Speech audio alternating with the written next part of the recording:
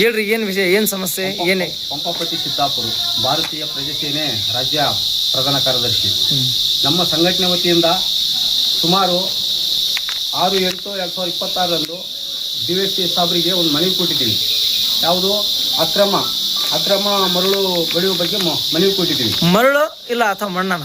ಮಣ್ಣು ಮಣ್ಣು ಕಪ್ಪು ಮಣ್ಣು ಅಕ್ರಮವಾಗಿ ಬೆಳಗ್ಗೆ ರಾತ್ರಿ 6 ಗಂಟೆಯಿಂದ ಹಿಡಿದು ಬೆಳಗ್ಗೆ 6 ಗಂಟೆ ತನಕ ಯಾವುದೇ ಫಾರ್ಮಟ್ ಇಲ್ಲದೆ ಹಂಗೆ ಹೊಡ್ತಿದ್ದಾರೆ ಅಕ್ರಮ ಮರಳು. ಯಾವುದು ಸಂಬಂಧಪಟ್ಟ ಇಲಾಖೆಯಿಂದ ಏನು ಅನುಮತಿ ಪಡೆದಿಲ್ಲ ಅವರು ಅನುಮತಿ ಪಡೆದಿಲ್ಲ. ಯಾಕಪ್ಪ ಅಂದ್ರೆ 6 ಗಂಟೆಯಿಂದ ಬೆಳಗ್ಗೆ 6 ಗಂಟೆ ತನಕ ಹೊಡ್ತಿದ್ದಾರೆ. ಮತ್ತು ಆಲ್ರೆಡಿ ನಾವು ಮನವಿ ಕೊಟ್ಟಿದ್ದೀವಿ, ದೇವಸ್ಥಾನ ಅವರಿಗೆ ಮನವಿ ಕೊಟ್ಟಿದ್ದೀವಿ. ಕೊಟ್ಟರು ಇನ್ನ ಮತ್ತೆ ಮೊನ್ನೆ ಒಂದು ಆಲ್ರೆಡಿ GPS ಫೋಟೋ ತಕೊಂಡಿದ್ದೀವಿ. ಆ ಲೈನ್ ನಲ್ಲಿ ಬೂದುಗುಂಪಲಿಂದ ಗಂಗಾವತಿ ಬರ ಲೈನ್ ನಲ್ಲಿ ತಕೊಂಡಿದ್ದೀವಿ. ಎಂದು ಮೊನ್ನೆ 31ನೇ ತಾರೀಕಿಗೆ ತಕೊಂಡಿದ್ದೀವಿ.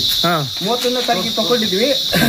ಆದ್ರೂ ಇನ್ನ ಅವರು ಇದ್ರ ಬಗ್ಗೆ ಕ್ರಮ ಕೈಗೊಂಡಿಲ್ಲ ಅಂತ ನಮಗೆ ಗೊತ್ತಾಗ್ತದೆ. ಈಗ ಹಗಲು ರಾತ್ರಿ ಹೊಡಕತ್ತಾರ ಅವರು, ಯಾವ್ದು ಅನುಮತಿ ಪಡ ಸಂಬಂಧಪಟ್ಟ ಇಲಾಖೆ ಗಮನಕ್ಕೆ ಹಾಕಿದ್ರೆ DMG ಅವರಿಗೆ, ಗಣಿ ಮತ್ತು ಭೂವಿಜ್ಞಾನ ಇಲಾಖೆ ಸಂಬಂಧಪಟ್ಟ ಇಲಾಖೆಯವರಿಗೆ ಮೊನ್ನೆ ಒಂದು ಮನವಿ ಕೊಟ್ಟಿದ್ದೀವಿ. ಈಗ ಆಲ್ರೆಡಿ DC ಕೊಟ್ಟಿದ್ದೀವಿ, ಜಿಲ್ಲಾಧಿಕಾರಿ ಕೊಟ್ಟಿದ್ದೀವಿ. ಇಲ್ಲಿ ಏನಪ್ಪಾ ಅಂದ್ರೆ ಇಲ್ಲಿ ಗಂಗೋತಿಯಲ್ಲಿ ಟ್ಯಾಕ್ಟ್ರಿ ಓನರು ಸುಮಾರು ಟ್ಯಾಕ್ಟ್ರಿಗಳು ಅವು ಯಾವುದೇ ಲೈಸೆನ್ಸ್ ಇಲ್ದೇನೆ ಚಂದ್ರಶೇಖರು ತಂದೆ ಸುಬ್ಬರಾವ್ ಇವರು ಅಕ್ರಮವಾಗಿ ಆಲ್ರೆಡಿ ಮಣ್ಣನ್ನು ಸ್ಟಾಕ್ ಮಾಡಿದ್ದಾರೆ. ಈ ಚಂದ್ರಶೇಖರ್ ಮತ್ತೆ ಯಾರು ತಂದೆ ಸುಬ್ಬರಾವ್ ಇವ್ರು ಏನ್ ಮಾಡಿದ್ದಾರೆ? ಅಕ್ರಮವಾಗಿ ಮಣ್ಣು ಸ್ಟಾಕ್ ಮಾಡಿದ್ದಾರೆ. ಯಾವ ಮಣ್ಣದು? ಇದು ಮರಳು, ಕೆಂಪು ಮಣ್ಣು. ಎಲ್ಲಿ ಮಾಡಿದ್ದಾರೆ ಸ್ಟಾಕ್? ಎಲ್ಲಿ ಮಾಡಿದ್ದಾರೆ ಸ್ಟಾಕ್? ಅದು ನಿಮ್ಗೆ ಒಂದು ಕಾಪಿ ಕೊಡ್ತೀನಿ ಸರ್. ಎಲ್ಲಿ ಅದು ಎಲ್ಲಪ್ಪ ಅಂದ್ರೆ ಇಲ್ಲಿ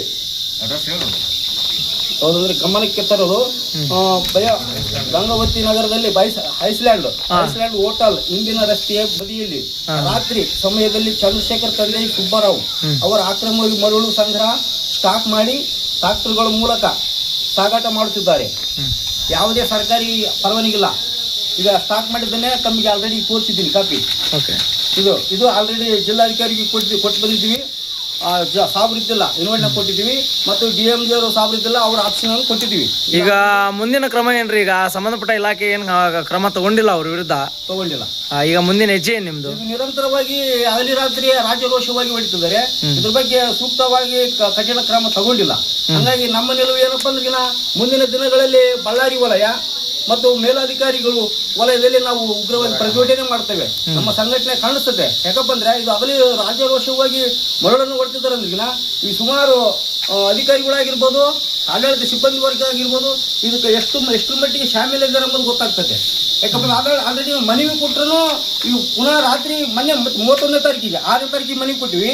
31ಕ್ಕೆ ಮತ್ತೆ ಪುನಃ ಮರಮನ್ನು ಹಗಲಿ ರಾತ್ರಿ ಹೊಡಿತಿದ್ದಾರಪ್ಪ ಅಂದ್ರೆ ಇದು ಅಧಿಕಾರಿಗಳು ಅಥವಾ ಆಡಳಿತ ಸಿಬ್ಬಂದಿ ಎಷ್ಟು ಶಾಮೀಲಾಗಿದ್ದಾರೆ ಎಂಬುದು ಇದು ಸಾರ್ವಜನಿಕರ ಮೇಲ್ನೋಟಕ್ಕೆ ಎದ್ದು ಕಂಡು ಬರ್ತದೆ. ಅಂದ್ರೆ ತಾವು ಪ್ರಶ್ನೆ ಮಾಡ್ತಿರೋದೇನೋ ಅಧಿಕಾರಿಗಳು ಇದ್ರಾಗ ಶಾಮೀಲಾದರೆ ಅವ್ರ ಕುಮ್ಮಕ್ನಿಂದ ಎಲ್ಲ ದಂಧೆ ನಡೀತಿದೆ ಅಂತೇಳಿ ತಾವು ಶಂಕೆ ವ್ಯಕ್ತಪಡಿಸಿದ್ದಾರೆ. ರಾಜರೋಷವಾಗಿ ನಡೆಸ್ತಾರಪ್ಪ ಅಂದ್ರೆ ಅವರು ಅಧಿಕಾರಿಗಳ ಜೊತೆಗೆ ಎಷ್ಟು ಶಾಮೀಲಾಗಿದ್ದಾರೆ ಎಂಬುದು ಇಲ್ಲೇ ಎದ್ದು ಕಂಡು ಬರ್ತದೆ.